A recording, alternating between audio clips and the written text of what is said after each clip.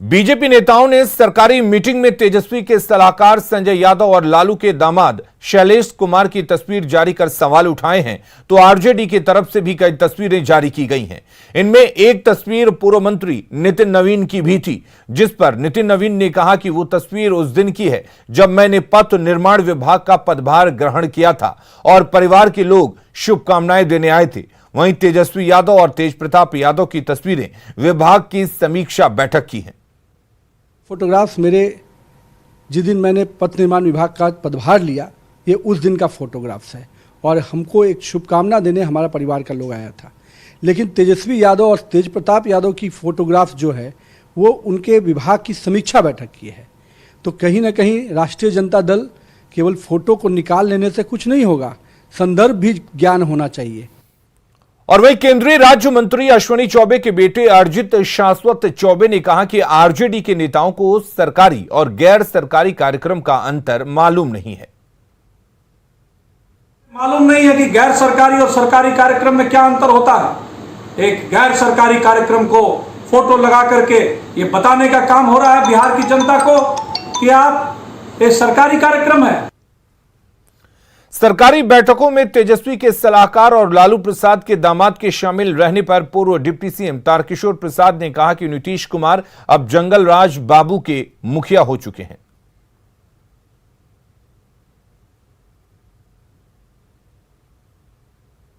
श्री नीतीश कुमार जी सुशासन बाबू नहीं रहे, अब तो ये जंगल राज बाबू के मुखिया हो चुके हैं।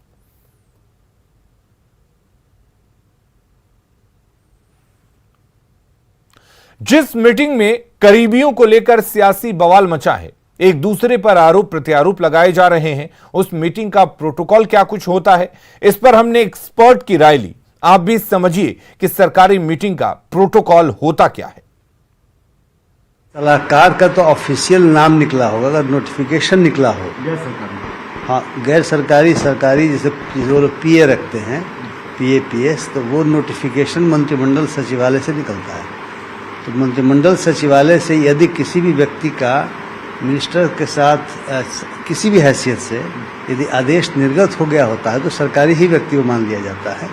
तो वह निश्चित तौर से उनके स्टाफ का पार्ट है और स्टाफ तो नोट करता है, महत्वपूर्ण चीज़ें जो हैं सो मिनिस्टर को स्मरण में लाता है, वो तो बैठ सकता है। किसी भी सरकारी बैठक में जिसमें विभागीय अधिकारियों के साथ कोई रिव्यू मीटिंग हो रहा हो, उसमें माननीय मंत्री की मौजूदगी में कोई बाहरी व्यक्ति का रहना उचित है। ऐसा होता है कि बहुत सारे लोगों का नाम रिकमेंडेड रहता है पीएस के रूप में, ऑफिशियल ओएसडी के रूप में, और वो बैठक में चले जाते हैं। उन्हें 1-2 दिनों का इंतजार करना चाहिए। जब उनकी नोटिफिकेशन आ जाए तब उन्हें उस बैठक में जाना चाहिए। परिवारवाद पर पॉलिटिक्स भी जारी है। बीजेपी ने आरजेडी पर परिवारवाद का आरोप लगाया तो कांग्रेस आरजेडी ने बीजेपी में वैसे नेताओं का नाम गिना दिया जिनके परिवार में पहले से लोग पॉलिटिक्स में हैं। हालांकि जेडीयू प्रवक्ता नीरज कुमार ने कहा कि पार्टी ने कार्यकर्ताओं को टिकट दिया था जिन्हें जनता ने नहीं चुना। आज आधे से अधिक मंत्री उस सरकार में जो पारिवारिक पृष्ठभूमि से आते हैं, जिनके कभी पिताजी, कभी माताजी, कभी विधायक, सांसद, मंत्री या अन्य पदों पर रहे हैं, वैसे व्यक्ति हैं, तब पूरी तरह से जो ऐसे कह सकते हैं कि ये सरकार पारिवारिक सरकार होकर के रह गई है। ऐसा नहीं कि आप करें तो राम राम, दूसरा करे तो जीना हराम।